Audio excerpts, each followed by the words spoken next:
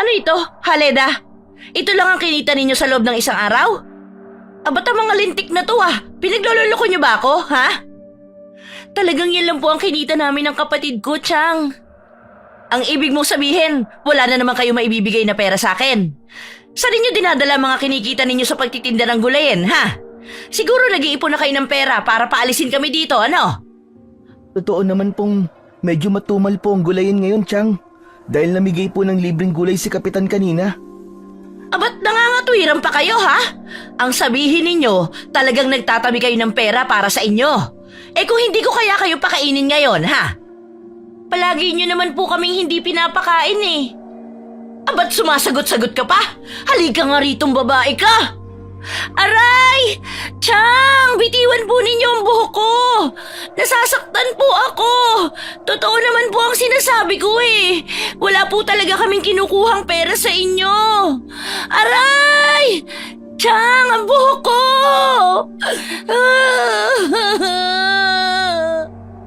Bitiwan niyo ang buhok ng kapatid ko! Ang sasama niyo! Ano na naman bang ingay ito, Suping? Abay, dinig-dalinig ko ang mga boses nyo sa kwarto ko, Istorbo kayo sa pagtulog ko, Ano ba kasi yon? Kasi, ang magkapatid na ito, balak pa tayong lokohin. Ano? Abay, mga tinamaan na lintik. Wag na patagalin. Parusahan agad ng magtanda. At dahil malakas at maingay ang mga boses nyo, etong nararapat sa inyo. Busalan ang bibig ng panyo. Ate! Rodel! Chong, huwag niyong busalan ang bibig ng kapatid ko. Talagang hindi na po kayo marunong mahiya. Ang laki ng katawan niyo Pati bata pinapatulan niyo. Mga wala kayong awa. Gusto mong ipakita ko sa iyo kung ano totoong walang awa? Ganyan ang nararapat sa inyo magkapatid. Palagi niyo na lang pinapainit ang ulo ko. Itali mo sila sa puno ng santol, Felix. Na magtanda ang mga yan. Hindi na marunong matakot sa atin Niloloko na tayo. Inubos nila ang perang dapat sana'y ibibigay sa atin. Balak na nila tayong palayasin sa pamamahay ni Estefania. Wag! Chong, wag niyo po itong gawin sa kapatid ko. Hindi po talaga namin kinuha ang pinagbentahan ng gulay. Maniwala po kayo. Kung gusto niyo po magtitinda po ulit kami. Pangako po, ibibigay po namin lahat ng aming kikitain. Nakikiusap po ako, pakawalan niyo po ang kapatid ko. Sa tono ng pananalita mo, parang nagtatago nga kayo ng pera sa amin, ha? Hindi po! Hindi po namin magagawa yun. Maniwala po kayo. Kaya nakikiusap po ako, bitiwan niyo na po ang buhok ko. Nasasaktan po ako, Chang. Talagang masasaktan ka sa amin kapag nalaman kong niloloko niyo kami. Sige, Felix, itali mo rin ang babaeng ito at parurusahan natin ang magtanda. Teka, sandali po, Chang. Anong gagawin niyo sa lubid at 2x2? Bakit? May iba pa ba akong ginagawa kapag nagkakasala kayo? Ihahampas ko lang naman itong 2x2 sa mga binti ninyo habang nakatali kayo sa puno ng santol nang hindi na kayo umulit. Rodel! Pakawalan niyo kami! Maawa po kayo sa amin, Chang! Huwag kang malikot. Tama lang sa inyo to. Hayan! Nakatali na kayong dalawa. Sige na, Suping. Bigyan mo na ng leksyon ang dalawang yan. Chang, wag po. Nakikiusap ako. Kahit ako na lamang po ang saktan niyo, wag ang kapatid ko. Bata pa siya. Hindi niya kakayanin ang hampas ng kahoy sa katawan niya. Baka mapatay niyo po si Rodel. Wala akong pakialam. Ang gusto ko, magtanda kayo. Ayoko pa naman sa lahat yung pinaglololoko ako. Ama na ang satsat. Paluin mo na sila, Suping, nang tumahimik na mga yan. Dapat doon pa pinalayas na natin ang magkapatid na yan Sagabal lamang sila sa buhay natin. Pabigat lamang sila sa atin. Kaya unti-unti ko silang pahihirapan nang sila na mismo ang umalis sa bahay ng kapatid ko. Tutale, nabibigatan na rin ako sa inyo. Tila bingi sa pakiusap ni Leda ang mag-asawang Suping at Felix. Itinuloy pa rin ni Suping ang pagpalo sa puwet at binti ng magkapatid habang nakagapos ang dalawa sa katawan ng puno ng santol. Malakas ang sigaw ng umiiyak na si Rodel. Bawat hagupit sa kanya ng kahoy ay parang kutsilyong bumabaon sa manipis niyang katawan. Si Leda naman ay halos maihina sa kanyang suot na pantalon dahil sa malakas na pagtama ng kahoy sa kanyang binti. Tumagal ang pagpaparusa ng 10 minuto. Hindi sila tinigilan ng mag-asawa hanggat hindi nakikita ng mga ito na lumalatay ang kahoy sa balat nila. Iniwan silang umiiyak habang namimilipit dahil sa sakit. Wala silang kapitbahay na maaaring tumulong o umawat sa mag-asawa, pero alam ng mga tao ang pagpaparusa sa kanila nina Felix at Suping. Pero walang gustong makialam. Natatakot sila kay Mang Felix dahil sa mga kaibigan nitong mga sanggano. Maging si Kapitan ay wala ring magawa para sila ay tulungan. Hindi lang talaga nila maiwan ang kaisa-isang bahay na pag-aari ng kanilang mga magulang. Magmula nang mamatay ang kanilang ama at ina sa sunog, ay nagsimula nang mamuhay ang magkapatid na palaging iginagapos sa puno kapag pinaparusahan. Pero dahil wala naman silang ibang mapupuntahan, magkasama nilang tinatanggap ni Rodel ang lahat ng hagupit ng kahoy mula sa malupit nilang tiyahin. Ate, umalis na kasi tayo rito. Sobra na ang ginagawa nila sa atin eh. Kung parusahan nila tayo, para tayong mga hayop. Hindi ko na kaya, ate. Pagod na ako. Patawarin mo ko, Rodel. Hindi kita naprotektahan. Hindi natin kailangang umalis. Bahay natin to eh. Ito na lamang ang alaala natin sa mga magulang natin. Kung meron mang dapat na umalis sa pamamahay na ito, sila yon, Rodel. Ang mga hayop na yon. Kailan pa, ate? Kailan pa tayo aalis? Kapag pareho na tayong lumpo? Yung pareho na tayo hindi makalakad? Pag nakahanap ako ng pagkakataon, gaganti talaga ako sa kanila. Gagawin ko rin sa kanila kung paano nila tayo tratuhin. Hindi sila mga tao, ate. Mga halimaw silang walang puso. Aray, ang sakit. Ang sakit ng binti ko, ate. Parang binibiyak ang dibdib ni Leda habang naririnig ang malakas na pag-iyak ni Rodel. Damang-dama niya ang paghihirap ng kalooban ng kanyang kapatid. Tadtad ng pasa, sugat at latay ang kanilang mga binti. Nanginginig ang kanilang katawan nang dahil sa labis na sakit. Idagdag pa ang matindi nilang gutom dahil sa hindi nila pagkain ng tanghalian. Gusto na rin niyang sumuko pero kailangan niyang magpakatatag dahil ipinangako niya sa kanyang sarili na babawiin niya ang bahay ng kanilang mga magulang. Kung aalis naman silang dalawa ni Rodel, saan naman sila pupunta? Wala na silang ibang kamag-anak na maaari nilang lapitan para hingan sana ng tulong. At sa panahon ngayon, sino naman ang tatanggap sa kanilang magkapatid? Paulit-ulit na kalbaryo sa buhay ang inaabot ng magkapatid. Palilipasin lang ang 2 araw ay pagtitindahin na ulit sila ng mga gulay. Parang walang nangyari na ipapakita nila sa maraming tao na nakangiti silang naglalako ng mga gulay. Katulad ngayon kung saan ay mataas ang sikat ng araw. Paika-ika silang naglalakad habang nagtutulak ng kariton. Marami ang natira sa kanilang paninda, kaya't sinubukan pa nilang ilako ito habang pauwi sa kanilang bahay. Gulay! Mga suki! Bili na po kayo! Murang-mura at bagong-bago, kapipitas lang ng pechay ko! Sariwang-sariwa, may tubig-tubig pa! Suki! Bili na po kayo! Bagong ani lang po ito! Mga suki ko! Bili na po kayo ng gulay, pampahaba ng buhay! Sobra ka naman, ate. Baka sabihin nila ibang gulay na ang nilalako mo. Para kang hindi dalaga kung kumilos eh. Hoy, kung hindi dahil sa karisma ko sa paglalako ng mga gulay, sa kangkungan tayo pupulutin. Kailangan ng kaunting lambing para may bumili sa atin. Ganito na nga ang mukha natin hindi pa ba tayo ngingiti? Sus, para kang ewan ate. Ako nahihiya sa ginagawa mo eh. Pinagtitinginan na kaya tayo ng mga lalaki nakatambay sa gilid ng kalsada. Wala akong pakialam sa kanila. Natural lang na pagtinginan nila ako, no? Maganda ako eh.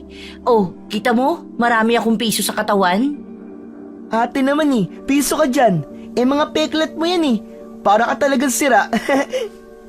Aba, wala ka bang bilib sa kagandahan ko, Harodel?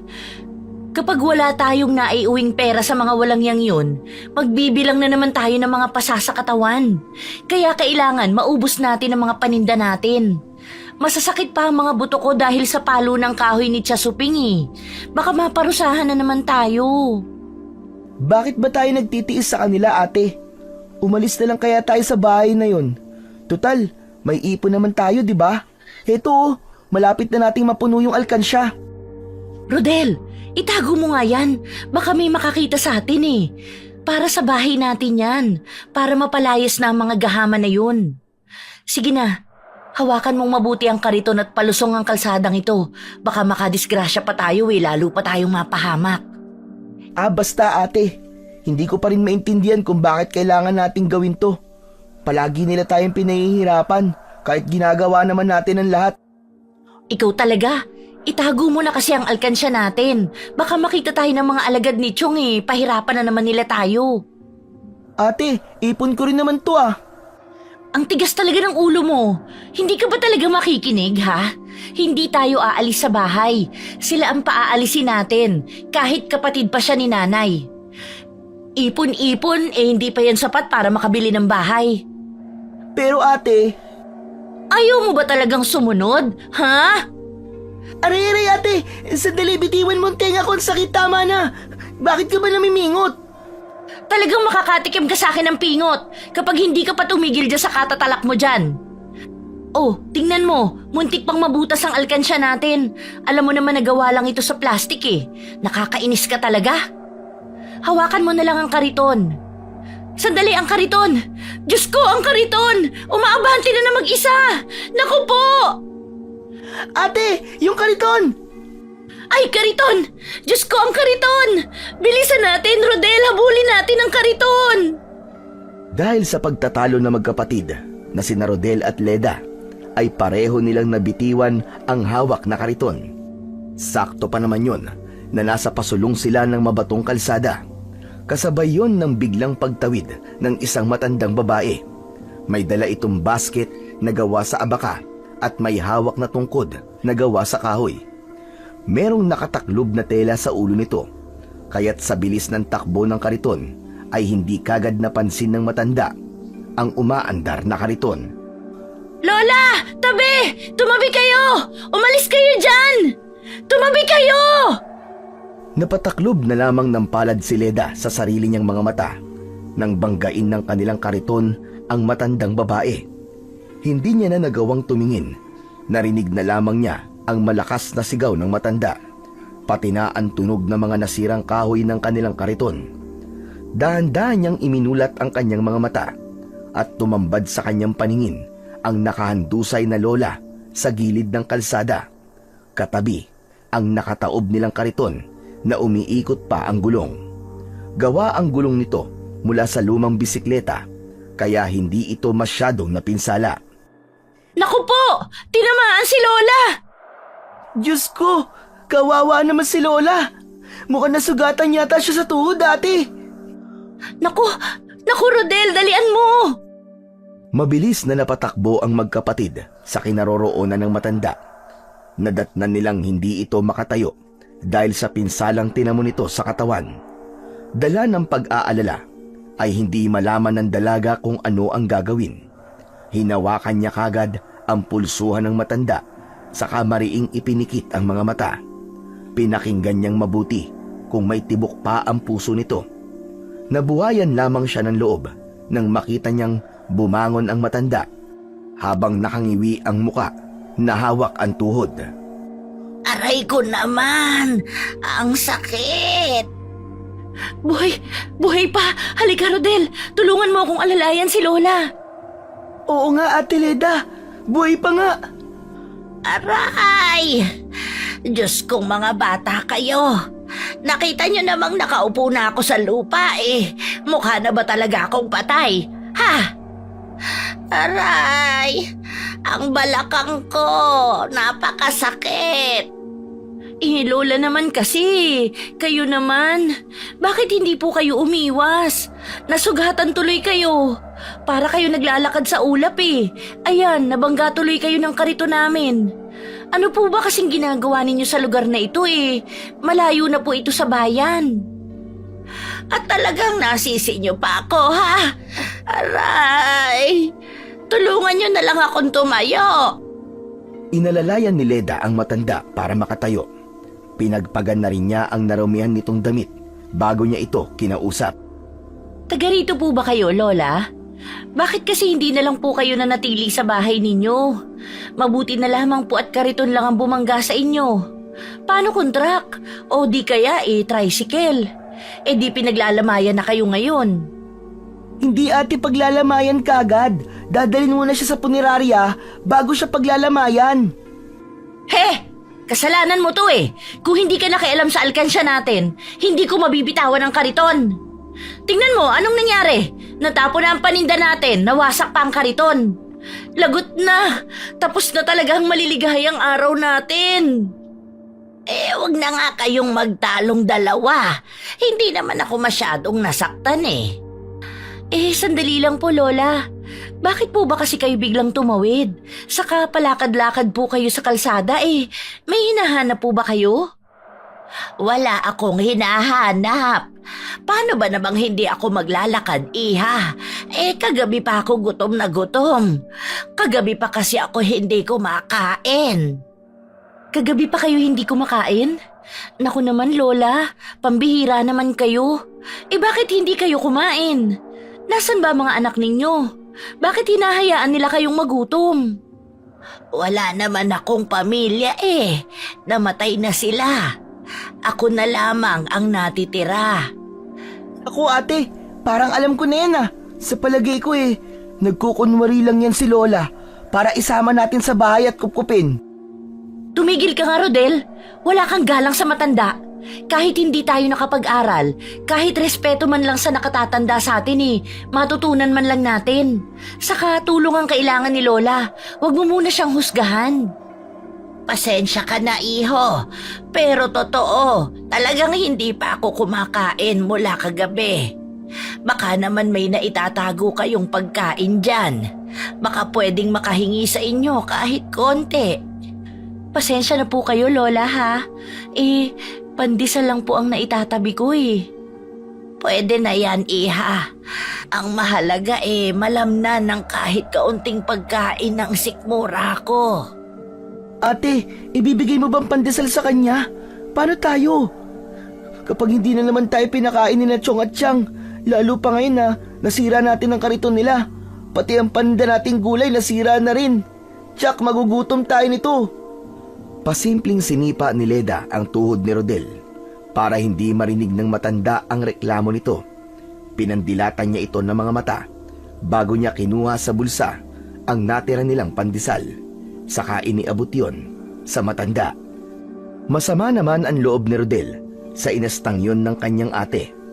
Palagi na lamang itong tumutulong sa iba habang sila naman ang magdudusa at magtitiis. Ate! Ano? Susuntukin kita. Tumahimik ka nga dyan kung ayaw mong tamaan sa akin. Ate naman kasi, umiral na naman ang pagiging matulungin mo. Paano naman tayo nito? Gusto mong makatikim ulit ng pingot, ha, Rodel? Siyempre hindi. Sakit-sakit na nga ng tenga ko baka maputol na to Bala ka na nga. Kapag wala tayong kinain, lagot ka talaga sa akin ate. Pwes ikaw ang malalagot sa akin kapag hindi ka tumigil sa kaaangal mo. Hindi ka na naawa kay Lola. Gutom na siya Sige na, Lola, kumain lang po kayo ng kumain. Pasensya na po kayo sa ugali ng kapatid ko, ha? Saka paano na po ang sugat niyo sa tuhod? Gusto niyo po bang gamutin ko kayo? Nako, hindi na, iha. Maraming salamat na lang. Kaya ko namang gamutin ang sugat ko, kaya wag mo na akong alalahanin. Ate naman sa atin yan Ang bait-bait mo naman, Iha. Maraming salamat dito sa tinapay, ha. Ititira ko tong isa para kapag nagutom ako sa daan may kakainin pa ako. Napakabuti mo talaga. Totoo yan, Lola. At maganda rin po ako. Ate, Huwag kang aangal, Rodel. Pipingutin ulit kita. Na paano ba yung mga pasa ninyo sa katawan, pati na sa binte? Napaaway ba kayo? Hindi po, Lola. Natumba po kasi yung kariton habang sakay kami. Kaya ito po ang sinapit namin. halos pandilatan ng mga mata ni Leda si Rodel. Wag lang siya nitong ibuko ng kapatid na hindi siya nagsasabi ng totoo dahil hindi niya gustong kaawaan sila ng ibang tao. Ganun ba? Mag-iingat na kayo sa susunod, ha? Huwag nyo nang paglalaruan ng kariton nang hindi kayo nadidisgrasya. Opo, Lola. Siya nga pala, nabanggit mo kanina na hindi pala kayo nakapag-aral. Nasaan ba ang mga magulang nyo? Wala na po Kinuha na sila ng Panginoon. Pasensya na nga po pala kayo sa nangyari sa inyo kanina. Hindi ko po akalain na makakarating kayo rito para humingi ng tulong. Oo nga Pero alam mo bang kung sino pa ang naghihirap, sila pa yung may mabubuting puso. At kung sino pa ang hindi nakapag-aral, sila pa yung may respeto sa tao. Naku, tama po kayo dyan, Lola. Mabuting tao talaga kami. Maraming salamat ulit dito sa tinapay. Walang anuman po, Lola. Alam mo bang sa dinami-rami ng hiningian ko ng tulong kayo lamang magkapatid ang nagbigay sa akin ng tinapay. Kahit ang pagkaing isusubo na lang ninyo, ibinigay nyo pa sa akin. Naku, Lola, bata pa po kasi kami. Kayo po matanda na at mahihirapan kayong makahanap ng pagkain kung aasa lang po kayo sa hingi. Masasama po ang ugali ng mga tao rito. Kaya nga po gusto na naming makalaya sa malulupit naming tsuhin at tiyahin. Kung hindi lang po talaga sa bahay ng magulang namin matagal na kaming umalis. Kaya lang, wala naman po kaming ibang mapupuntahan. Teka, nasaan nga pala ang tungkod ko? Ang basket ko. Nagpalinga-linga sa lupa ang matanda na nakilala lamang nila sa pangalang Lola Empa. Hinahanap nito ang dalang basket, pati na ang natanggal nitong taklob sa ulo. Si Rodel naman ang dumampot ng mga gamit ng matanda na nagkalat sa kalsada. Iniabot niya yon kay Lola Empa. Kumpleto na po yan, Lola. Nariyan na po ang basket nyo. Maraming salamat, iho. Nang mahawakan ni Lola Empa ang basket, ay naghalungkat ito sa laman ng bayong. Nakita ni Leda na may dinukot ang matanda. Isang kakaibang baul yun na kasing lapad lamang ng palad ng matanda. Hugis at sulok yun na may nakadisenyong bulaklak sa labas ng takip. Ito lamang ang maibibigay ko sa inyo bilang pagtanaw ng utang na loob at taos-puso kong pasasalamat sa pagbibigay ninyo sa akin ng pagkain. Ingatan mo ang bagay na ito, Leda, dahil magagamit mo ito sa oras na malagay ka sa panganib. Panganib? Teka, sandali lang po, Lola. Paano niyo po nalaman ang pangalan ko? Hindi pa naman po ako nagpapakilala sa inyo. Sino ba naman ang hindi makakakilala sa inyong magkapatid? Palagi kayong laman ng usap-usapan dito sa baryo ng Hantik. Halos lahat ng kwento ng buhay ninyo alam na ng mga tao rito. Dahil sa madalas na paglalako ninyo ng gulayin. Ang balita ko pa sinasaktan daw kayo ng kapatid ng nanay nyo. Madalas daw kayong itali sa malaking puno ng santol para parusahan. Kanina alam kong nagsisinungaling ka tungkol sa pasamo sa katawan. Alam kong kagagawan niya ng inyong tiyong at tiyang. Hinahampas nila kayo ng 2x2 at pagkatapos ay hindi kayo pakakainin. Tama ba? Sapul na sapul, Lola. Pasensya na po kung nagsinungaling ako. Naiintindihan ko, Leda. Bigla ko tuloy naalala ang 2 tao na napalapit sa loob ko noon. Naisip ko lang kung ano na kaya ang buhay nila ngayon. Sigurado po akong masaya na sila, Lola. Pero kami, puro hirap ang dinanas namin sa kamay ng mag-asawang yun. Mabuti pa nga si Lola. Nakikita niya mga paghihirap natin, ate. Tumigil ka nga, Rodel. Hindi ko pa rin nakakalimutan ang ginawa mo kanina, ha? Sige na, kunin nyo na itong baol. Tandaan ninyong mabuti. Ingatan ninyo ito at wag na wag ninyong hahayaang makuha ito ng iba. Muling sinulyapan ni Leda ang maliit na baul. Bago niya tinanggap yon, nagtataka siyang kinalog-kalog niya ang baul. Malapit sa kanyang tenga, narinig niyang may mga kumakalog na matitigas na bagay sa loob bago niya inilagay sa kanyang bulsa. Ate, baka merong laman na kayamanin yan. Yung palagi kong napapakinggan sa radyo na may lamang ginto ang baul na yan. Hindi kayamanan o kung ano pang may kinalaman sa material na bagay ang laman yan. Ano po bang laman ito, Lola? Pulutin nyo na lang ang mga nagkalat na gulay sa kalsada para maibenta nyo pa sa iba. Pagdating ninyo dyan sa dulo, may bibili niyan sa inyo. Halika na nga, Rodel. Tulungan mo muna akong itihaya ang kariton. Tinalikuran na muna ng magkapatid ang matanda habang pinagtutulungan ni Leda at Rodel na buhatin ang natumbang kariton. Saka muling binalingan ni Leda si Lola Empa dahil hindi nito nasagot ang tinatanong niya kanina. Pero nagulat siya dahil wala na sa kanilang tabi si Lola Empa. Inilingan nila sa paligid ang kanilang paningin pero nakaalis na ang matanda. Hala, saan naman nagpunta yun? Ang bilis naman yata niyang mawala. Ate, naramdaman mo ba siyang umalis o di kaya narinig mong nagpaalam sa atin? Hindi nga eh. Ang alam ko, nakatayo lang siya dyan. Diyos ko, pinaglalaroan na yata tayo ng mga engkanto. Lagot, hindi kaya may sa maligno matandang yun, ate? Alam mo bang madalas ako nakikinig sa drama sa radyo? Paniguradong maligno siya, ate. Alam ko yun. Sira talaga ang ulo mo. Naniwala ka naman sa maligno. Ano ba yan? Pinagtaasan tuloy ako ng mga balahibo sa katawan, ate. Ano nga kaya ang laman ng baul na yan? Ewan ko, wala rin naman akong balak tingnan eh. Alam mo, ate, malakas ang kutob ko, nagpapanggap lang ang matandang yun. Hindi naman siguro siya nagpapanggap. Saka nakita mo namang nanghihina yung matanda eh. Tulungan mo na lang kaya akong pulutin ng mga gulay na nagkalat sa lupa. Paniguradong sermon na naman ang aabuti natin ito eh. Umalis na kasi tayo sa bahay na yun, ate. Kapag nakapag-ipon na tayo saka natin bawiin ang bahay. Paano ko ibenta sa ibang bahay nang hindi natin alam? Hindi tayo aalis. Yun na lang ang natitirang alaala sa atin ng mga magulang natin. At yun na lamang din ang alaala ng buhay natin, ate, kapag napatay na nila tayo sa bugbog. Matagal na napatitig si Leda sa mukha ni Rodel habang abala ito sa pagdampot ng mga pechay. Hindi niya maipaliwanag ang kabang bumalot sa kanyang dibdib nang marinig niya yon mula kay Rodel. Lalo pa at nararamdaman din niyang pinahihirapan talaga sila ng mag-asawa. Para sila na mismo ang kusang umalis sa bahay ng kanilang mga magulang.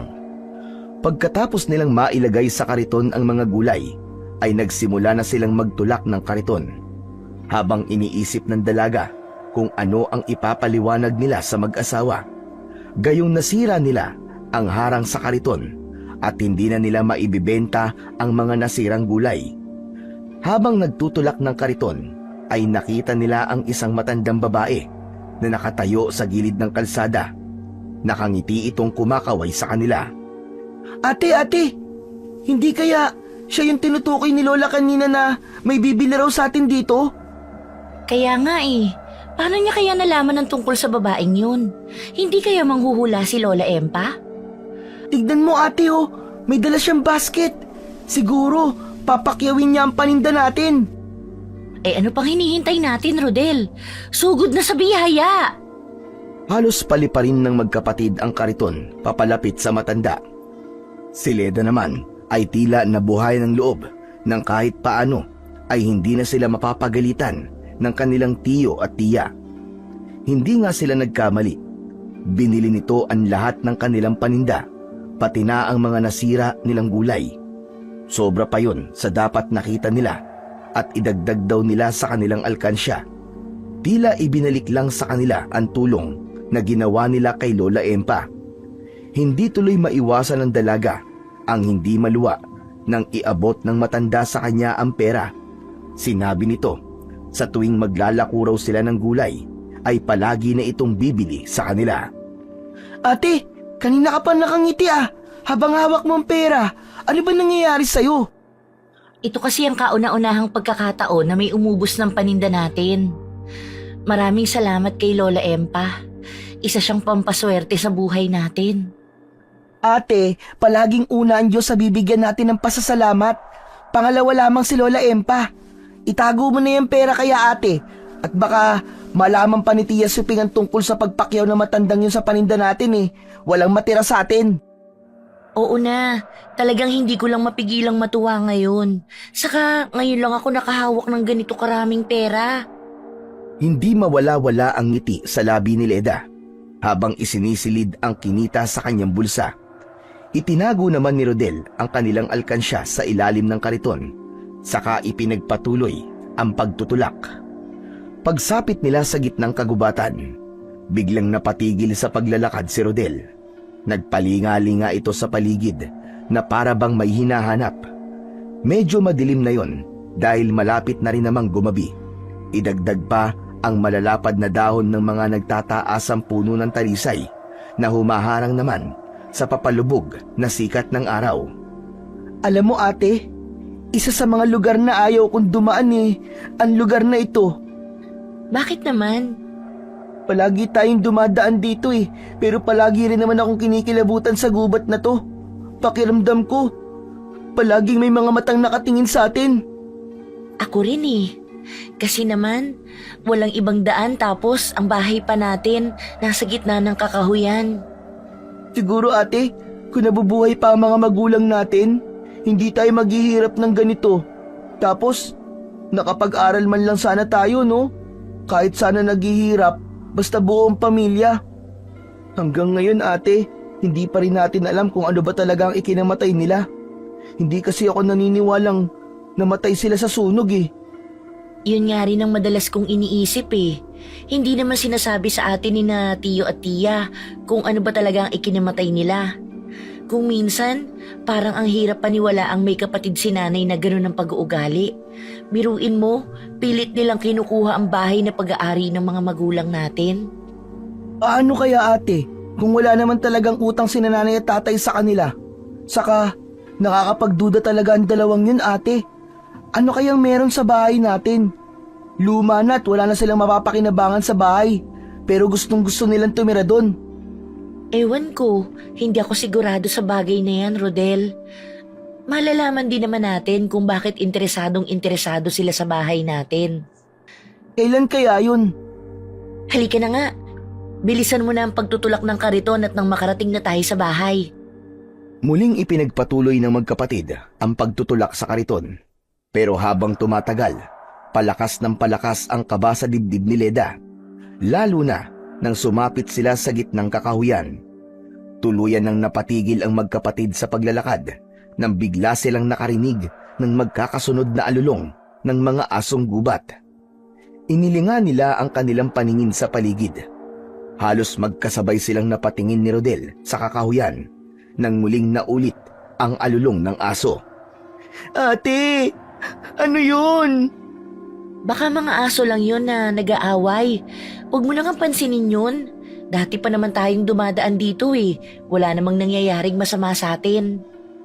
Akma na sanang ihahakbang ni Leda ang kanyang mga paa nang lumitaw ang dalawang kulay itim na aso mula sa likod ng puno.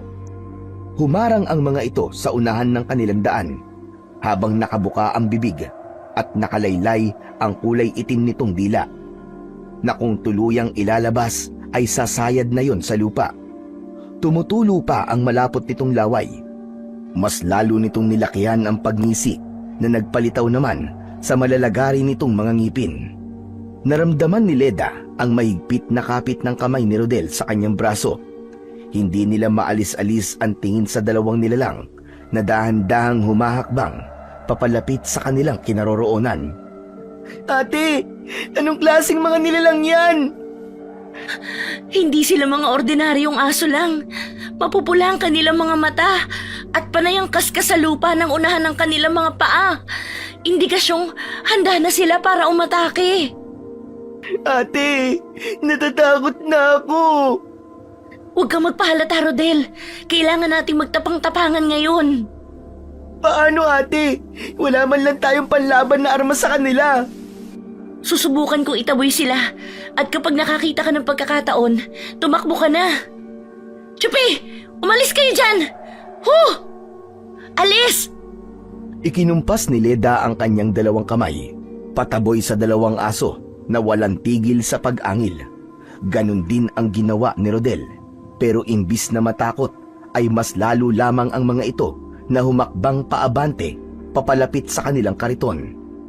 Sa paglukso ng kulay itim na aso para atakihin sila, ay sinalubong ito ng suntok ni Rodel. Bumagsak ito sa loob ng kariton. Mabilis itong bumangon para umatake ng kagat kay Leda. Kamuntikan pang maabot nito ng kagat ang muka ng dalaga. Mabuti na lang at muli itong natumba nang inikot-ikot nila ang kariton. Ang isa namang aso ay sumugod naman sa kinatatayuan ni Rodel. Nakagat ito sa binti.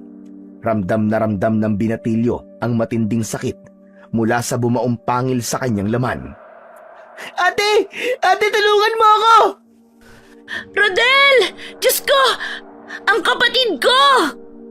Dala ng matinding pag-aalala, ay iniwan ni Leda ang aso sa kariton. Nilapitan niya ang nakahigang si Rodel at sinipa niya ang muka ng aso. Kaya nakabitaw ito at bumagsak sa damuhan. Bumulwak ang dugo sa sugat ni Rodel. Parang mababaliw si Leda dahil sa takot at pag-aalala para sa kanyang nakababatang kapatid. Lalo na nang magsimulang bumangon sa loob ng kariton ang isa pang aso. Bumundol ang kaba sa dibdib ni Leda nang makita ang dalawang asong nakatayo na sa kanilang harapan para muling umatake sa kanila. Nilundagan ng babaeng aso ang dalaga at walang habas na kinagat siya nito sa kanyang braso. Habang iwinawasiwas ng aso ang ulo nitong nakasubsob sa kamay niya, gumuhit ang sakit mula sa kanyang sugat, kaya't wala na siyang ibang paraan kundi ang gumanti rito ng kagat. Ubod lakas niyang ipinagkiskisan ang kanyang mga ngipin sa tenga ng aso. Umalulong ito at napaatras mula sa dalaga habang nakatagilid ang ulo nito dahil sa dumugo nitong tenga. Si Rodel naman na sinugod ng aso ay nakipagpambuno na rin dito. Maririnig ang sigaw ng alulong ng asong tinatamaan ng suntok ni Rodel. Halos maubos ang lakas ng binata para lang hindi ito tamaan ng pangil at kuko ng aso. Isang malakas na sipa ang pinakawalan ni Rodel sa mukha ng asong nakadagan sa kanya. Bumagsak ito sa lupa habang panay pa rin ang pag-angil. Ate, tara na! Umalis na tayo rito! Rodel, sumakay ka sa kariton at ako na ang magtutulak nito. Bilisan mo! Bago pa sila makatayo! Ate, may dugo ang braso mo! Nasugatan ka rin! Huwag mo na akong alalahanin. Bilisan mo! Kailangan na natin makaalis dito. Kumapit kang mabuti, ha? Kaagad na inipon ni Leda ang buong lakas para itulak ang kariton papalayo sa dalawang aso na nagpupumilit bumangon. Malalaki ang mga hakbang ng kanyang paa na halos hindi na yun lumalapat sa lupa. Kahit panay ang agos ng dugo mula sa sugat niya sa braso, ay pinilit ng dalaga na maitulak ng mabilis ang kariton. Kulang na nga lang ay magpaekis-ekis sila sa daan dahil sa pagmamadali. Habang si Rodel naman ay panay ang iyak na hawak ang sariling binti. Pumapatak ang dugo nito sa sahig ng kariton. Alam ni Leda na kahit makalayo sila sa mga aswang, ay masusundan pa rin sila ng mga aso dahil sa mga bakas ng kanilang dugo sa daan. Tulong! Tulungan niyo kami! Maawa na kayo sa amin ng ate ko! Tulong! Walang makakarinig sa atin dito, Rodel. Tayo lang ang nakatira sa lugar na ito. Ang kailangan natin ay umisip ng paraan kung paano tayo makakatakas sa mga aswang na yon nang hindi nila nasusundan ang amoy ng ating dugo. Kailangan nating humanap ng pwede nating pagtaguan. Nagpalinga-linga sa paligid ang dalawa hanggang napansin nila ang maliit na ilog. Naisip nila na pwede silang magtago sa tubig para hindi na sila maamoy ng mga aso. Sa ilalim ng mga nakalawit na makapal na mga dahon ng halamang gubat, itinigil ni Leda ang kariton malapit sa puno ng santol. Inalalayan niyang makababa ng kariton ang kapatid niyang si Rodel. Habang paika-ika ito sa paglalakad, tinungo nila ang ilog. Sa paglubog pa lang nila sa tubig, habang nakatago sa mga halaman, ay mas lalong gumuhit ang sakit sa kanilang mga sugat. Pero kung hindi naman nila yon gagawin, ay maaari silang mapahamak sa mga asong parang gutom na gusto silang lapain. Ate, wala na siguro mga asong aswang na yon. Umalis na tayo rito. Para talagang lalagnatin na ako dahil sa sakit ng sugat ko eh. Ikaw lang ba ang may sugat, Rodel? Ang problema ko nito ay kung paano pa natin mahahanap ang mga nahulog nating pera. Akala ko pa naman, ligtas na tayo. Disgrasya na naman ang inabot natin nang dahil sa mga asong yun. Hala, lagot na. Bakit ate? Naalala kong nasa bulsa ko nga pala ang baul, kaya paniguradong napuno na ng tubig yun. Ate naman eh, nasa panganib na nga tayo eh, yung baul pa rin na nasa isip mo. Parang may dala namang kamalasan ng baul na yan ate. Hindi, Rodel. Nagkataon lang na tayo ang dumaan sa lugar na ito. Saan kaya sila nanggaling? Sasagot pa sana si Rodel nang bigla silang nakarinig ng malakas na yabag ng mga paa ng aso papalapit sa kanilang kinaroroonan. Sinilip ni Leda ang pinagmumulan ng kaluskos ng paa at tumambad sa kanyang paningin ang dalawang aso na walang tigil sa pag-aamoy sa lupa na para bang pilit na sinusundan ang patak ng kanilang mga dugo. Pakiramdam ni Leda ay hindi na siya humihinga ng mga oras na yon nang dahil sa labis na takot. Ilang saglit pa ang lumipas ay biglang dumating ang isang matandang babae. Pinagpapalo nito ng tungkod ang mga aso. Umaangil ang mga aswang na aso na bumagsak sa lupa. Hindi halos makatayo ang mga aso sa lakas ng epekto ng sandata sa katawan ng mga ito. Ang lakas ng loob ninyong umatake kahit may liwanag pa ang paligid. Napaatras ng hakbang ang dalawang aso habang titig na titig sa mukha ng matanda. Nanlalaki ang mga mata ni Leda nang makilala niya ang matandang babae na kumalaban sa mga aswang. Hindi siya maaaring magkamali. Yun din ang matandang tinulungan nila kanina. Walang iba, kundi si Lola Empa. Leda, Rodel, lumabas na kayo sa mga pinagtataguan ninyo. Hindi kayo pwedeng mababad sa tubig. Ilang minuto na lang kakalat na ang lason sa katawan ninyo. Ate, paano kaya niya nalamang nandito tayo sa tubig? Hindi ko nga alam Para bang sinusundan niya tayo. Talaga yatang isa siyang manghuhula. Nahihiwagaan na talaga ako sa matandang yan, ate. Para bang gusto ko naman niwalang may sa maligno si Lola Empa. Tumigil ka. Siya ang tagapagligtas natin. Kaya tara na. Wala na tayong ibang pagpipilian kundi ang sumama sa kanya. Ano pang hinihintay ninyo? Lumabas na kayo sa pinagtataguan ninyo. Habang hindi pa sila nakakabangon. Kailangan nyo magmadali para magamot kaagad ang mga sugat ninyo. Wala ngang nagawa ang dalawa kundi ang umahon na sa tubig. Hinawakan ni Leda ang kamay ng kanyang kapatid papalapit sa kinaroroonan ng matanda.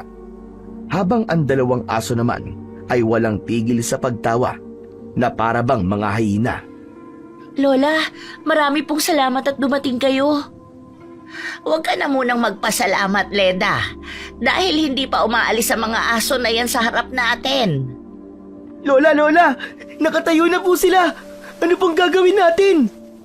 Hindi pa man natatapos magsalita si Rodel, ay lumukso na ang mga aso pasugod kay Lola Empa. Tinalubong ni Lola Empa ng palo ang aswang. Tinamaan ito sa dibdib, kaya't pasadsad itong bumagsak sa lupa.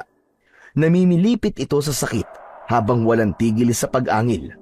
Ang isa namang asong kasama nito ay kinagat ang paa ng asong tinamaan ng palo ni Lola Empa para isama sa pagtakas. Takot na takot ang mga ito na umatras sa laban at mabilis na kumaripas ng takbo papalayo sa matanda. Lola, natakot po sila sa inyo.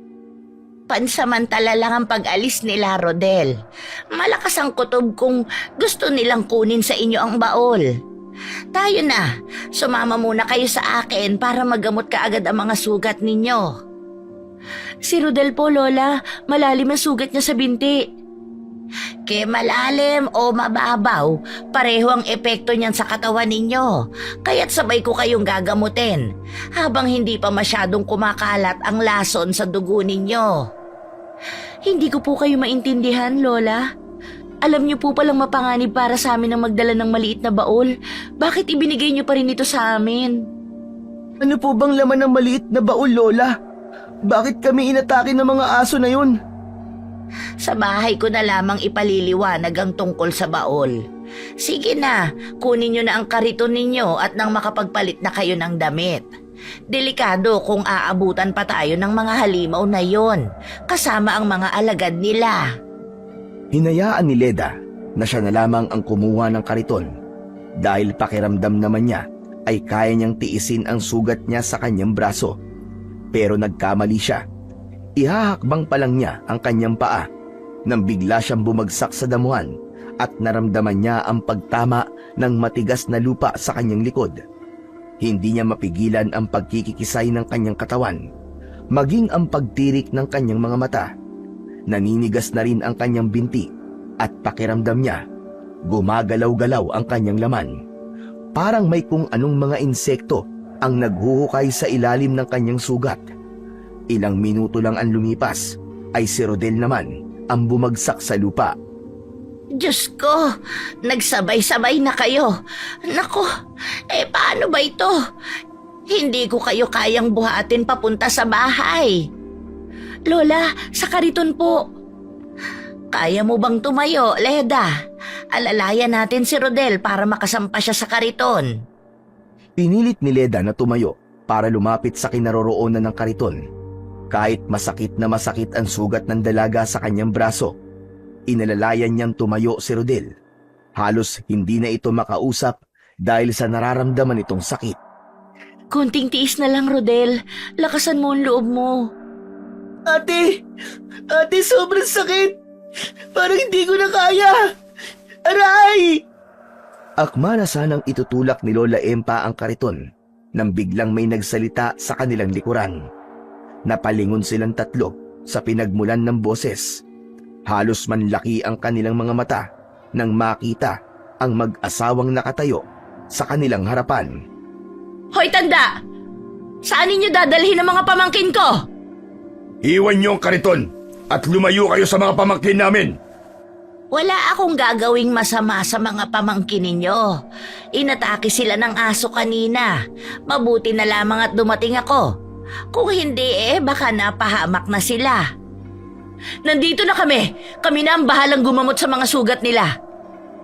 Pasensya na, pero hindi ninyo kayang gamutin ang sugat ng mga pamangkin ninyo. Dahil hindi basta aso lang ang kumagat sa kanila, kundi mga kampo ng kadiliman. Anong kampo ng kadiliman ang pinagsasabi mo? Ang pamangkin namin na kailangan namin. Sige na, makakaalis ka na. Lola, huwag niyo po kaming ibigay kina Tia Suping at Tio Felix. Parurusahan po nila kami. Nakikiusap po ako. Abat, ang mga lintik na ito, wala talaga kayong mga utang na loob.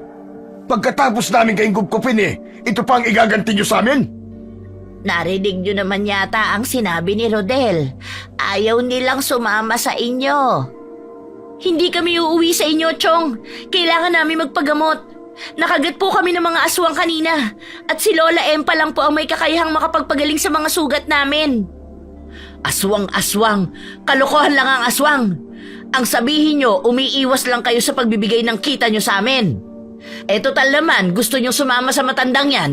Huwag na kayong umuwi sa bahay kahit na kailan. Ama, nang mabawasan naman ang palamunin namin sa bahay. Ang kariton lang na yan ang kailangan namin. Pati na ang kinita nyo sa pagtitinda. Parang gusto kong matawa sa mga pinagsasasabi niyong dalawa sa batang ito. Pwede ba mahiya naman kayo? Kayo pa ang binubuhay ng magkapatid na to Pagkatapos kung makaasta kayo, parang pag-aari nyo na ang mga buhay nila. Sino ka ba para pakialaman ang buhay namin, ha? Ngayon ka lang namin nakita kung umasta ka rin parang kapamilya ka nila. Hoy tanda, ni isang kuseng wala kang iniambag sa pagkain ng mga yan, kaya tumabi ka kung ayaw mong masaktan. Baka kayo ang masaktan sa akin. Hindi ako pumapatol sa mga mas nakakabata sa akin. Pero kung pipilitin niyo ako, hindi ako magdadalawang isip na ipalo ko sa katawan ninyo ang tungkod ko. Hanggang sa madurog yung mga buto ninyo. Talaga palang masasama ang mga ugali ninyo. Abat! Sige, subukan mong lumapit. Isang pagkakamali mo lang, babali-baliin ko ang buto mo ng hawak kong tungkod. Napaatras sa paghakbang ang mag-asawa nang makitang hindi nagbibiro si Lola Empa. Lalo pa at humahakbang pasulong ang matanda habang tinutumbok ang mga ito ng tungkod ni Lola Empa. Pagsisisihan niyo ito. Lalong-lalo ka na tanda sa pangingialam mo sa mga pamangkin ko. Kahit kailan ay hindi ko pinagsisihan ang ginagawa kong tama para sa magkapatid na ito. Wala kayong pagmamahal sa kanila. Kung ituring nyo sila para silang mga hayop. Hindi ko tuloy maiwasan na magduda sa inyo kung totoo bang pamangkin nyo ang magkapatid na ito. Bakit? Hindi ba? Siguro ikaw yung matagal nang lumalason sa isip ng mga batang yan, kaya lumalaki silang suwail. Chang, alam nyo hindi kami suwail. Lahat ng gusto nyo sinunod namin. Kahit kailan, hindi nyo kami tinuring na pamangkin. Hindi po ba't ito ang gusto nyo? Ang umalis kami sa bahay ng mga magulang namin? Oo, pero wag lang sa matandang yan. Ngayon ko lang siya nakita. Baka nga may balak siyang masama sa inyo Huwag na po kayo magpanggap na may pag-aalala kayo sa amin. Hindi nyo kami mauuto. Abat! Malakas na ang loob niyong pagsalitaan kami ng ganyan, ha? Sinong ipinagmamalaki niyo? Ang matandang yan, ha? Wala ho kaming ipinagmamalaki. Gusto lang namin makalaya sa kalupitan nyo sa amin. Babalik po kami at babawiin namin sa inyo ang bahay ng mga magulang namin. Malupit pala kayo sa dalawang batang ito. Wala kayong karapatan sa kanila. Tumahimik ka, tanda! Huwag kang makialam sa amin. Kami ang mas higit na may karapatan sa kanila dahil kami ang kadugo. Lola, tara na po. Huwag na po kayo makipagtalo sa kanila. Teka, sandali lang. Hindi pa tayo tapos. Saan kayo pupunta? Huwag nyo kaming pigilan, Chang. Hindi kami sasama sa inyo. Mabilis na itinulak ni Lola Empa ang hawakan ng kariton para makaalis na kagad sa harapan ni na Felix at Suping. Nahabol na lamang ng tanaw ni Leda ang nakatayong mag-asawa habang bakas sa mukha ng mga ito ang galit.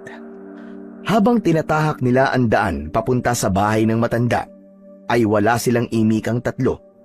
Hindi mawala sa isip nila ang mga sinabi ng mag-asawa na wag na silang babalik sa sarili nilang pamamahay. Habang sakay sila ng kariton, ay hindi nila maiwasan ang hindi malungkot. Lalo pa at tuluyan nang mawawala sa kanila ang bahay na pinagpagurang ipundar ng kanilang mga magulang. Nandito na tayo. Kaya nyo bang maglakad? Kaya ko pong maglakad, Lola. Saka nawala na rin naman po ang sakit ng sugat ko sa braso. Ako po, Lola. Masakit na masakit po ang sugat ko sa binti. Inakay ni Leda at Lola Empa ang tigkabila ang braso ni Rodel papasok sa bahay ng matanda. Sa sala ay napansin ni Leda ang mga naglalakihang mga garapon na nakalagay sa ibabaw ng estante. Meron itong laman na iba't ibang kulay ng likido. Si Lola Empa naman ay mabilis na kumuha ng mga dahon ng bayabas na nakatanim sa paanan ng hagdanan nito. Saka lamang ito sumunod sa kanila. Ipinatong ni Lola Empa ang mga dahon sa ibabaw ng lamesa. Saka ito pumasok sa kusina para kumuha ng palangganang may malinis na tubig. Pagbalik ng matanda ay meron na itong daladala. Leda, tulungan mo akong magdikdik ng talbos ng dahon ng bayabas para mailagay natin sa sugat ni Rodel. Kaagad na nagdikdik ng talbos ng bayabas si Leda. Napansin niyang bahagya ng nangingitim ang palibot ng sugat ni Rodel. Muli siyang napatingin sa gawin ng matanda na nakatayo sa harapan ng estante nito para kunin ang isang maliit na garapon na may kulay dilaw na likido. Naupo ito sa tabi nila. Binuksan ni Lola Empa ang garapon at pinatakan ng langis ang dinikdik niyang mga dahon. Sige na, ilagay mo na yan sa sugat niya. Bakit ang sugat lamang po ni Rodel ang nangingitim, Lola? Dahil si Rodel lamang ang walang proteksyon. Hindi ka masyadong nasaktan, Leda, dahil ikaw ang may hawak ng baul. Ano po ang kaugnayan ng baul sa mga sugat ko, Lola? Naaalala ko rin po na nabasa ang baul kanina nang sinubukan po naming magtago sa tubig. Kahit mabasa yan ng tubig, hindi naman mawawala ang bisa ng mutyang nasa loob ng baul. Mutya? Anong klaseng mutya, Lola? Ang mutya ng santol ay may kakayahang magbigay ng panghihina sa katawan ng mga aswang na makakakita sa liwanag nito. Hindi nila mapipigilan ang pagsusuka ng dugo at ang kanilang mga buto sa katawan ay mananakit hanggang sa hindi na nila kayang tumayo para lumaban. Kayang lumpuhin ang aswang sa pamamagitan ng mutya? Paano naman nangyari yun? Dahil makapangyarihan ng mutya, nararamdaman ng mga aswang na nasa iyo ang mutya, kaya nila kayo inatake. Kaya gawin mo ang lahat, Leda, para maprotektahan ang mutya. Hindi ko po kayang protektahan ang mutya, Lola. Nakita niyo naman po na muntik na kaming atakihin ng mga aswang na yun kanina. Hindi ko po matatanggap ang mutya, Lola. Aba, kung nang dahil sa mutya na yan ay muntik na kami mapahamak, Lola. Abay, hindi kami ang dapat na mga laga niyan. Baka yan pa maging mitya ng buhay namin eh. Patawarin ninyo ako kung hindi ko agad sa inyo sinabi. Nagdalawang isip kasi ako dahil hindi ako sigurado kung tama bang sa inyo ko yan ibinigay. Pero ngayon, sigurado na kung kayo talaga ang matagal ko nang hinahanap. Kung ganun, nagpanggap lamang kayo kanina para makalapit kayo sa amin? Hindi kayo totoong pulubi. Pero bakit po? Saka, sino po ba talaga kayo at kailangan nyo kaming hanapin? Ginawa ko lang ito para ibigay sa inyo ang mutya ng santol. At Tigil na po kayo, Lola. Hindi namin matatanggap ni ate ang mutya. Sa iba na lang po kayo lumapit. Sa una pa lang duda na ako sa inyo Kaya wala kaming tiwala sa inyo. Hindi na kami maniniwala sa inyo, Lola Empa. pakinggan nyo muna ako kahit ngayon lang, Rodel. Wala akong intensyong lokohin kayo. Ano nga po ang dahilan, Lola? Bakit po kami ang kailangang mga laga sa mutya? Marami na po kaming problema Huwag nyo na po dagdagan. Ngayong alam na ng mga aswang na bungis-ngis na nasa inyo ang mutyang matagal na nilang hinahanap, hindi na nila kayo tatantanan. Babawiin nila ito sa inyo. Teka. Sandali lang po, Lola Empa. Aswang na bungis-ngis ang tawag sa mga asong umatake sa amin kanina. Bakit po gusto nilang makuha ang mutya? Dahil natatakot silang magapi o matalo ng may tangan nito.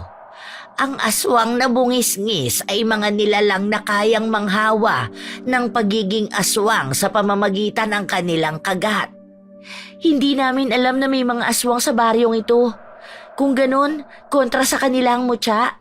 Napansin kong tumatawa sila, Lola, na parang mga hyena. Ang pagtawa nila ay hindi pagpapakita ng saya, kundi paraan nila yon kung paano nila itatago ang kanilang takot sa isang tao o sa isang bagay na makikita nila. Katulad ng hawak kong tungkod. Kung titingnan mo ito ay isang simpleng kahoy lamang mula sa sanga ng santol. Pero ang epekto nito sa katawan ng mga aswang ay parang isang matalim na kutsilyong sumisira sa kanilang buto. Kaya't sobra silang masasaktan at kapag hindi kinaya ng kanilang katawan ay maaari silang magsuka ng dugo hanggang sa ikamatay nila. Katumbas ito ng mutyang hawak mo, Leda. Bakit po ako ang pinili niyong pagpasahan ng mutya, Lola? Dahil ikaw at si Rodel ang anak ng dalawang manunugis ng aswang at dating tagapagbantay ng mutya. Ano po? Ang mutyang hawak mo, Leda, ay pag-aari ng mga magulang nyo. Ang dating mga manunugis ng aswang na namatay habang ginagampanan ang kanilang mga tungkulin. Sina nanay at tatay ang unang manunugis at tagapagbantay sa mutya? Diyos ko, paano po nangyari yun? Ate, huwag muna tayo maniwala sa kanya. Baka si Lola Empa na ang makakasagot sa mga tanong natin, Rodel.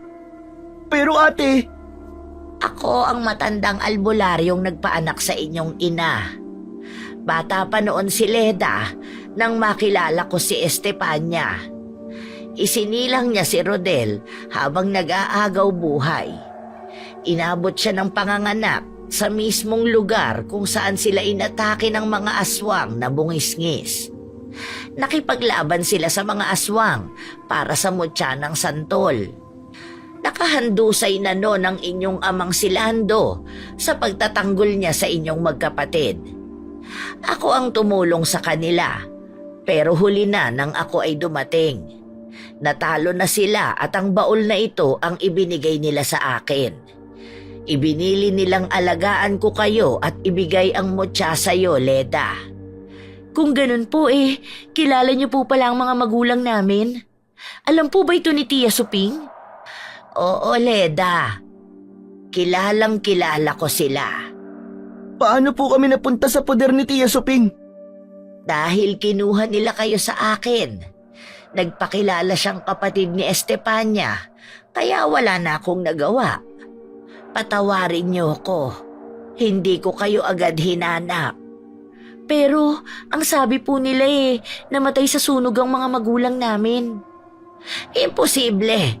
Saka bakit naman kaya nila sasabihin yun Alam nilang namatay ang mga magulang nyo dahil sa mga aswang na bungisngis. Ganun po pala Nagsinungaling po sila sa amin. Mga walang iya sila. Niloko nila kami. Napataklob ng palad si Leda sa sarili niyang bibig. Nangingilid na ang kanyang mga luha at biglang nanginig ang kanyang katawan. Kung ano-anong mga bagay ang pumasok sa kanyang isip. Nakuyom niya ang sarili niyang kamao dahil sa matinding galit. Pero, bakit naman po nila gagawin yun? Hindi ko masasagot ang tanong na yan, Rodel. Ang mabuti pa kausapin niyo sila. May iba pa po ba kayong alam tungkol sa mga magulang namin, Lola Empa? Wala na akong nalalaman sa pagkatao nila, maliban lang sa mga manunugi sila ng mga aswang. Ang ipinagtataka ko lang po, Lola, bakit kaya pilit na kinukuha ng kapatid ni Nanay ang bahay? Tapos, gumawa pa sila ng kwento para utuin kami. Siguro talagang sakim lang ang kapatid ni Estepania. Sa bagay na yan kayo ang dapat na tumuklas. Ngayong naibalik ko na ang mutya, ingatan mo sana ito, Leda. Hindi pa rin po ako makapaniwalang magagawa yun sa amin ni Tia Suping. Maaaring nagawa lamang nila yon dahil sa bahay ng inyong mga magulang. Umisip sila ng paraan kung paano makakamkam ang pag-aari ng inyong ina. Para silang makinabang. Malaki ang nagagawa ng pera at materyal na bagay sa buhay ng tao.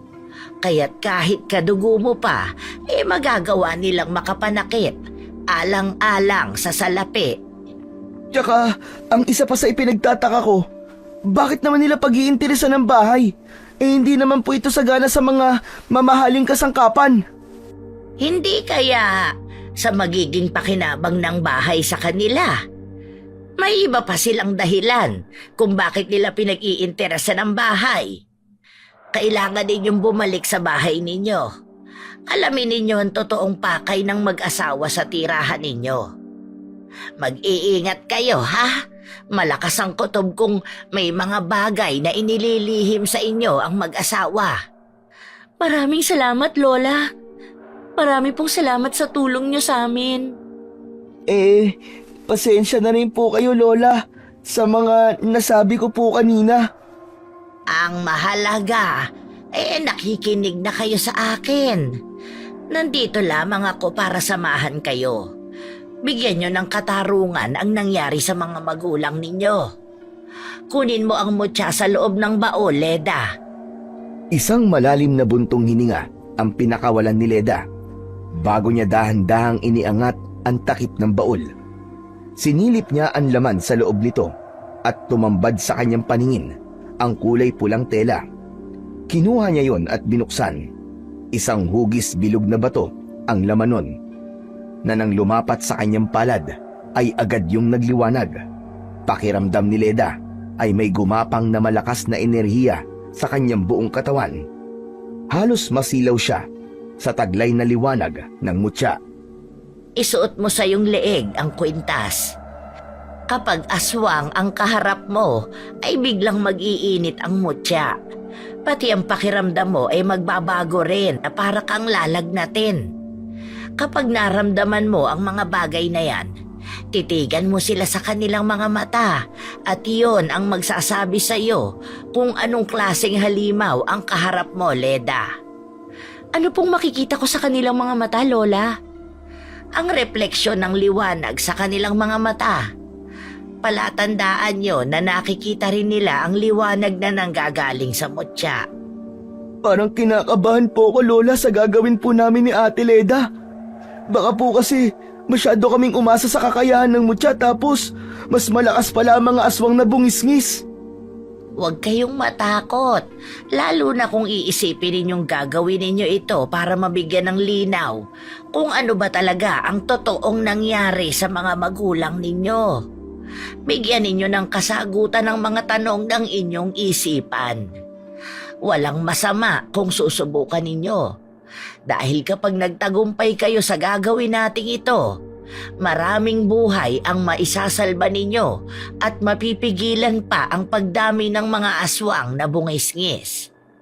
Pagkatapos nilang mag-usap tungkol sa mga gagawin, ay tinapos na rin ni Lola Empa ang panggagamot sa kanilang mga sugat.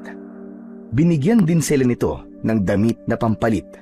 Dahil hindi agad dalawin ng antok si Leda, naisip niyang lumabas muna ng kanilang silid para sana magpahangin. Kaya lang, hindi niya inaasahan na may tagpo siyang madadatnan. Tumigil sa paghakbang si Leda nang makita ang isang kulay itim na asong nakatayo sa harapan ni Lola Empa. Dahan-dahang umatras ng hakbang ang matanda, papalayo sa umaangil na aso. Lumabas din ang liwanag na nanggagaling sa suot niyang mutya, kaya't nabaling sa kanya ang atensyon ng aso. Nanlalaki ang mga mata ng aso na napaluksong pabalik sa labas ng balkonahe para tumakas. Bigla itong natakot sa kanya. Mabilis na kumilos si Leda para habulin ang aswang. Sinundan niya ang aswang bungisngis sa kakahuyan. Malakidlat sa bilis ang pagtakbo ni Leda.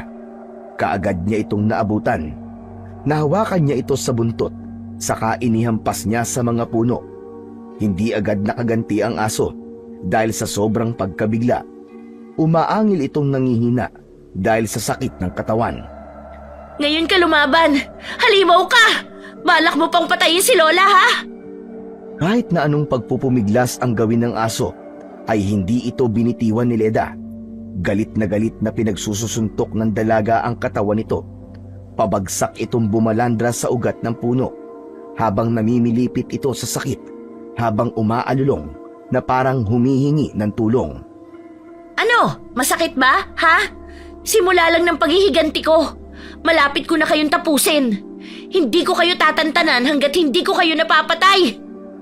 Humakbang paabante si Leda para sana damputin ang nakahigang aso. Kaya lang ay mabilis itong nakatakbo at nawala sa madilim na bahagi ng kakahuyan.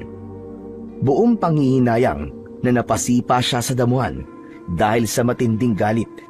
Dismayado siyang hindi niya napuruhan ang aswang na bungisngis. Naramdaman niya ang papalapit na yabag ni Lola Empa, dalaan lumang gasera. Hindi ko napatay ang aso, Lola Empa, ni hindi siya lumaban sa akin kanina. Para bang nagpapahabol lamang sila sa akin. Hindi maganda ang pakiramdam ko sa nangyayari ngayong gabi. Tara, Leda, bilisan mo. Bigla kong naisip si Rodel. Wala siyang kasama sa bahay. Halos patakbong naglakad ang dalawa, makauwi lang sa bahay ni Lola Empa.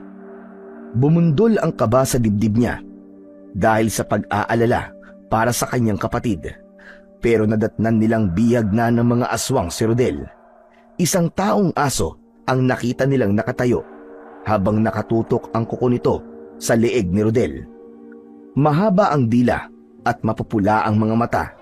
Nakangisi na para bang nakakita ng masarap na pagkain habang umaangil na parang nauulol na aso. Kasama ang mga alagad nito.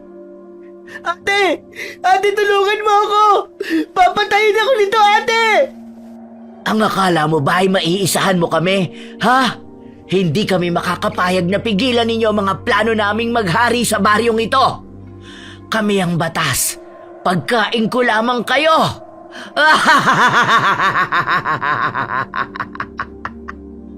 Imisira pala ang ulo nito, Lole. Pakawalan ninyo ang kapatid ko.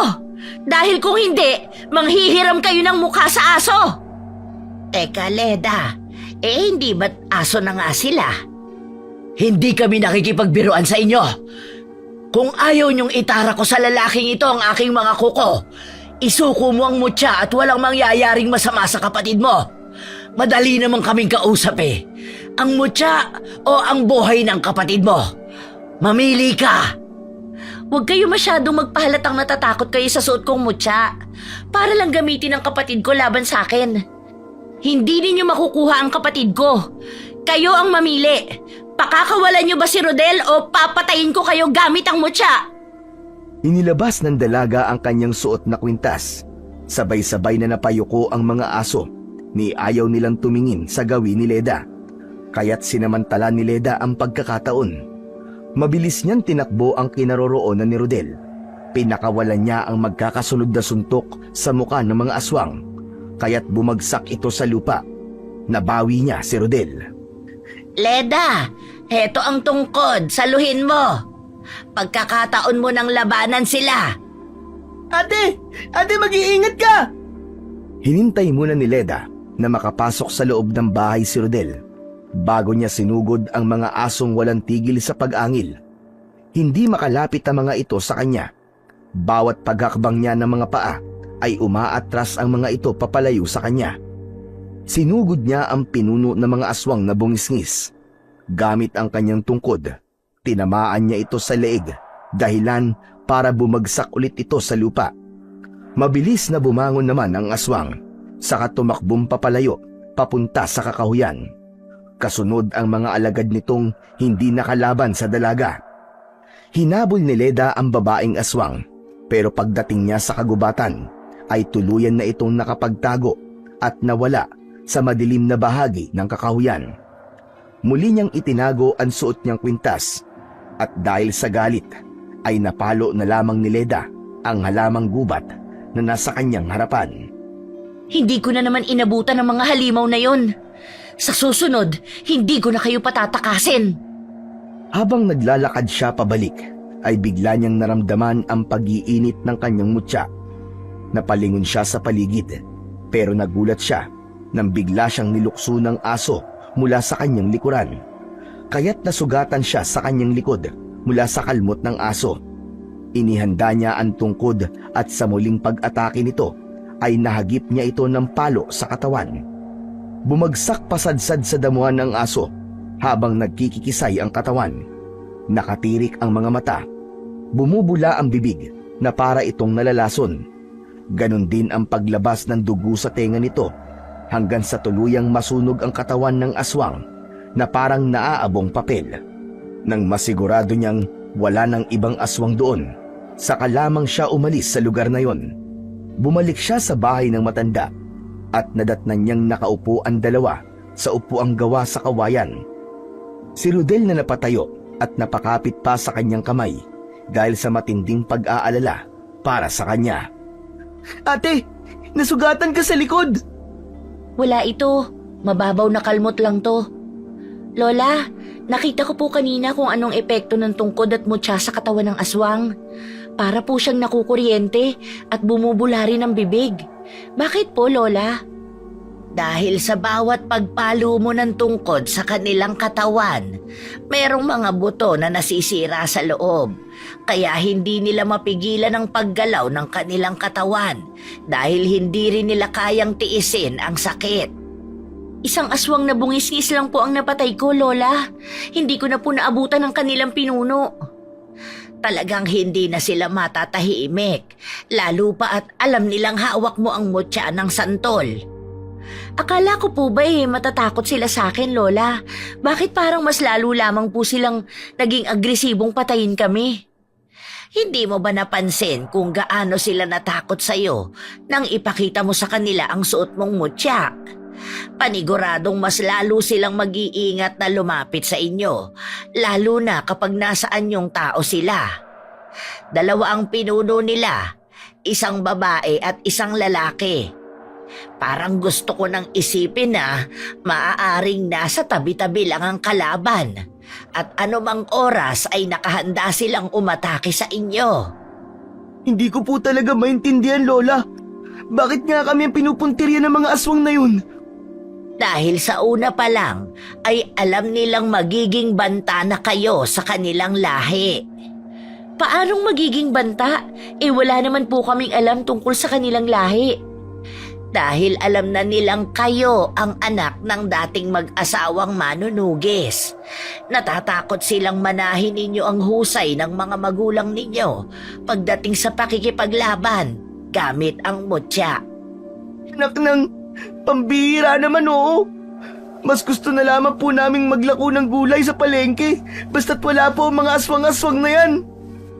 Hindi na ninyo maiiwasan ang nakatakdang mangyari sa kapalaran ninyo. Kailangan ninyong ituloy ang nasimula ng mga magulang nyo. Alam niyo, Lola, matagal na talaga ako nahihiwagaan sa pagkatao niyo eh. Simula nang makilala namin kayo, sunod-sunod na ang nangyayaring ganito sa amin. Hinahabol na kami ng mga aswang. Nag-aalaga kami ng mutya na sinasabi niyo makapangyarihang higit sa mga aswang. Pero tignan niyo kung ano nangyayari sa amin ngayon.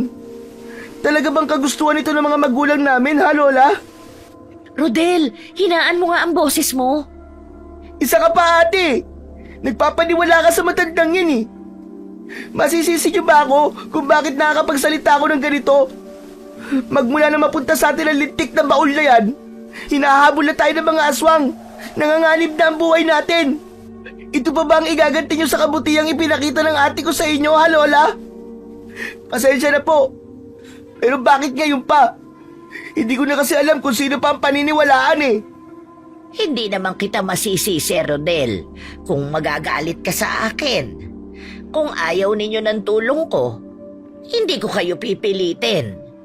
Pero mababaliwala lamang ang buhay ng inyong mga magulang kung hindi ninyo ito tatanggapin. Pinaghirapan ng mga magulang ninyo ang pagprotekta sa mutya. Kaya ang mga nangyayari sa inyo ay patunay lang na nasa panganib na ang mga buhay ninyo. Mamamatay kayo kung hindi nyo ipagtatanggol ang mga sarili nyo. Ano? Ano pong ibig niyo sabihin? Wala nang makakatalo sa kanila. Magagawa na nilang sakupin ang buong baryong ito. May hinala akong matagal na kayong binabantayan ng mga aswang kahit wala pa sa inyo ang mutya. At nang tuluyan kong ipakita sa kanila ang mutya, saka sila tuluyang naging agresibo para mapatay kami. Oo, Leda, malakas ang kutob kong sina Suping at Felix ang mga aswang na nagbabantay sa inyo.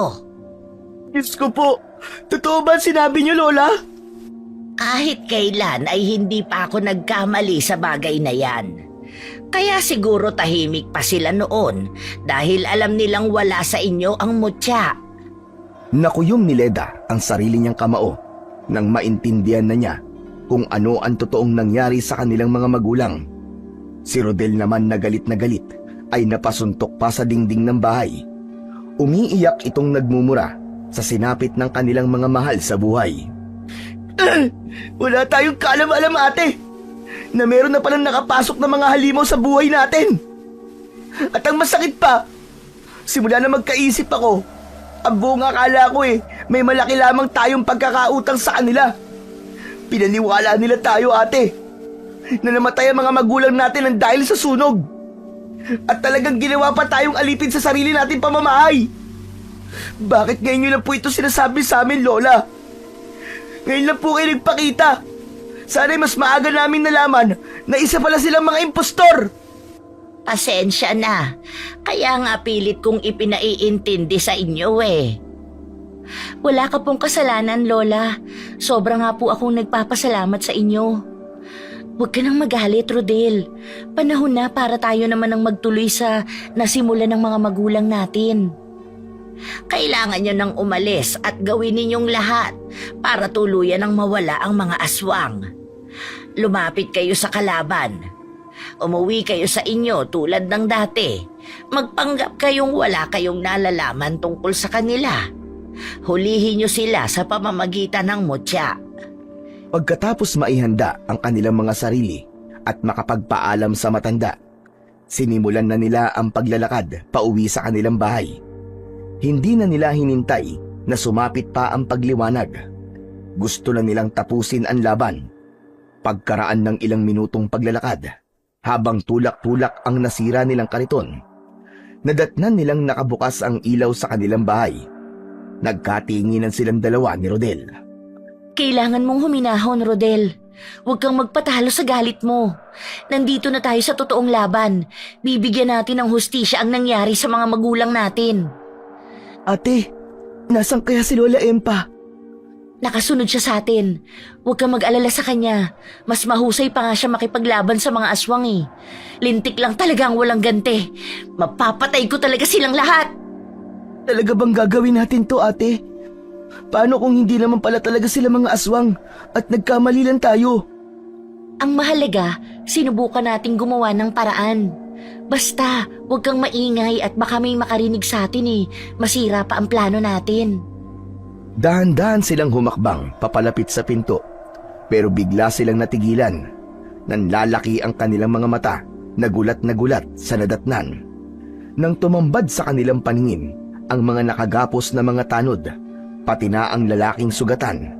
Wakwak ang tiyan, habang nilalantakan ni Mang Felix at Aling Suping ang lamang loob ng biktima. Maging ang mga ito ay nagulat sa kanila. Hindi nito malaman ang gagawin kung paano itatago ang mga muka. Mga demonyo kayo! Totoo nga!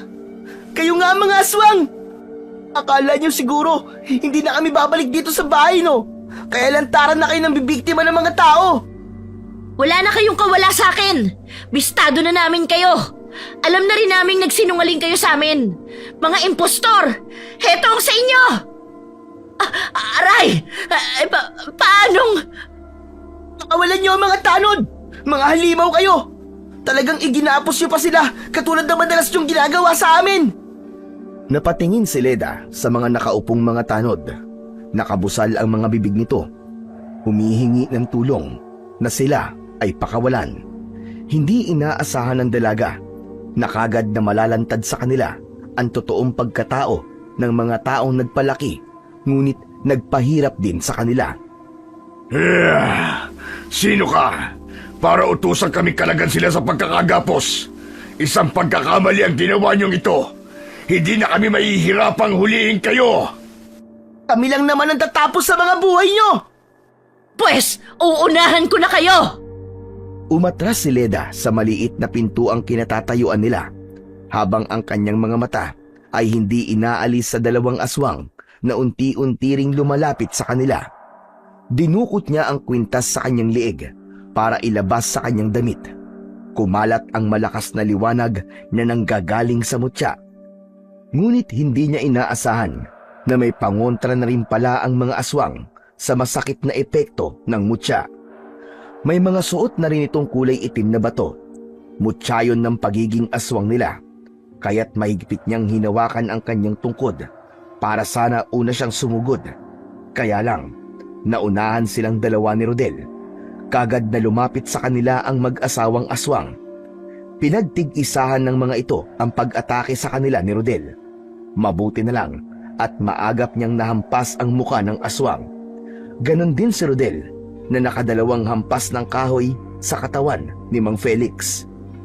Si Leda naman ay ginamit ang lahat ng lakas para muling paluin sa katawan si Aling Suping gamit ang kanyang tungkod. Napasigaw ito ng malakas habang pasadsad na bumagsak sa lupa. Kasunod ang pagbabagong anyo nito bilang aswang na bungisngis. Hindi na kayo magtatagumpay ngayon. Matagal na ninyo kaming nilokong magkapatid. Pinaparusahan nyo kami sa tuwing nagkakamali kami. Kaya ito na rin ang magiging katapusan ninyo sa pananakit nyo sa amin at sa pagpatay ninyo sa mga tao.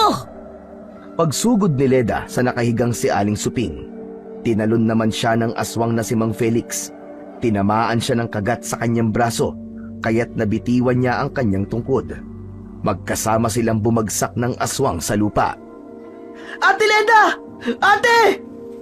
Patakbong lumapit kay Leda si Rodel. Bakas sa mukha nito ang matinding takot. Lalo pa at hindi pa rin natatanggal ang pagkakakagat ng aswang sa braso ni Leda. Pinagpapalo ng kanyang kapatid ang likod ng aswang gamit ang tungkod. Kaya naman, bumitaw ang aso sa kanyang braso at si Rodel naman ang hinarap nito. Mabilis na bumangon si Leda at hinawakan niya ang katawan ng aso. Pinagsusuntok niya ang mukha nito gamit ang kanyang kamao. Bumulwak ang dugo sa bibig ng aswang na bungisngis. Bumagsak ito sa lupa habang hinahabol ang sariling hininga. Sakto naman yon na nakabangon na rin si Aling Suping. Galit na galit itong lumukso papalapit sa kanilang kinatatayuan. Pero natumbok na ito ni Rodel ng tungkod sa katawan. Tinamaan ito sa tagiliran na muli nitong ikinabagsak sa lupa. Nilapitan ni Leda ang mga nakahigang aso. Unti-unting nagbalik sa dati ang mga anyo nito bilang isang tao. Hinablot niya ang suot nitong mga kwintas. Nagulat na lamang si Leda nang bigla silang nilundagan ng mga bagong dating na aswang. Ito ang mga alagad ng mag-asawa. Nanggaling ang mga ito sa kakahuyan. Siya namang pagdating ni Lola Empa. Nakipaglaban ito sa mga aso. Ganon din si Rodel na ginamit ang tungkod sa pag-atake sa mga kalaban. Bawat tamaan ng sandata ni Rodel ay bumabagsak ang mga aso sa damuhan habang nagkikikisay ang mga katawan at lumalabas ang dugo sa bibig at tenga. Magkakaroon na ng bisa ang mutya ngayong natanggal mo na sa kanilang katawan ang kanilang pangontra. Bumangon ang mag-asawa at biglang sumugod sa kanilang kinatatayuan. At dahil wala na sa mga leeg nito ang mutya ng pagiging aswang nila, ay hindi na ito kasing lakas kanina. Pasuray-suray ang takbo ng mag-asawa na muling bumalik sa pagiging aswang na bungisngis.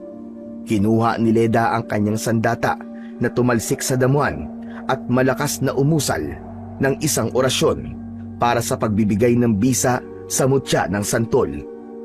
Umislap ang kulay berdeng bato at kumalat ang liwanag nito. Napataklob sa sariling mga mata ang mag-asawang aswang habang umaangil na parang mga asong galit. Umalingaw-ngaw ang sigaw ng magkapatid nang pasugod nilang inatake ng palo ang mga nag-anyong aso na sina Mang Felix at Aling Suping. Bumagsak ang mga ito sa damuhan habang nagkikikisay ang mga katawan. Nakatirik ang mga mata at lumalabas sa bibig ang buo-buo nilang dugo. Lumapit si Lola Empa at sinipa sa tiyan ang babaeng aswang na bungisngis. Ngayong natapos na ang paghahari ninyo sa baryong ito, magkakaroon na ng katahimikan ang buhay ng magkapatid na ito. Lola Empa, balato niya na sa akin to. Ako na ang tatapos sa buhay na walang yung lalaking aso na to. Para sa mga magulang namin na pinatay nila. Ako naman dito sa babaeng to. Maraming hampas ng 2x2 ang inabot ko sa lintik na aswang na si Aling Suping. Halos magkakasabay na pinagpapapalo ng magkapatid ang nakahandusay na katawan ng mga aswang gamit ang kanilang mga tungkod. Habang si Lola Empa naman ay pumasok na sa bahay ng magkapatid para pakawalan ang mga nakagapos na tanod. Ate, ayos na. Napatay na natin sila. Pero hindi sapat sa kanila ang mamatay lang. Ang dapat sa kanila ay sunugin. Nang wala ng pag-asang makapagasik pa sila ng lagim. Kasama ng kanilang mga alagad. Napalingon si Leda sa mga tanod na kasama ni Lola Empa. Kitang-kita niya ang galit sa mukha ng mga ito. Ang mga tanod mismo ang sumunog sa katawan ng mga aswang. Nangako ang mga ito na walang makakaalam tungkol sa mga nangyari para hindi na pagsimulan ng mas malaking kaguluhan kung sakaling malalaman ng mga tao ang tungkol sa aswang na bungisngis. Namuhay ang magkapatid sa bahay ng kanilang mga magulang kasama si Lola Empa bilang isa namang albularya. Simula ng araw na yon ay naging katukatulong na sila ni na Kapitan sa pagpapatupad ng katahimikan sa lugar. Bumalik sa pagtitinda ng gulay si Leda, habang si Rodel naman ay nagpatuloy na sa pag-aaral sa elementarya. Muling naibalik ang kanilang bahay at itinuloy ang kanilang buhay bilang isang buo at masayang pamilya. Sa piling ng bago nilang lola na si Lola Empa. Hanggang sa mabilis na lumipas ang 1 taon, umaasa sila na wala ng anumang aswang o masasamang elemento ang maghahasik ng lagim sa kanilang baryo at babasag sa katahimikan na kanilang tinatamasa. Ngunit kung sakaling mangyari yon, ay nakahanda silang lahat na magtulong-tulong upang ipagtanggol ang isa't isa sa tulong ng mutya ng santol at sa pagkakaisa ng taong bayan upang pigilan at tapusin kagad ang puwersa ng kadiliman na lulukob sa kanilang pinakamamahal na bayan.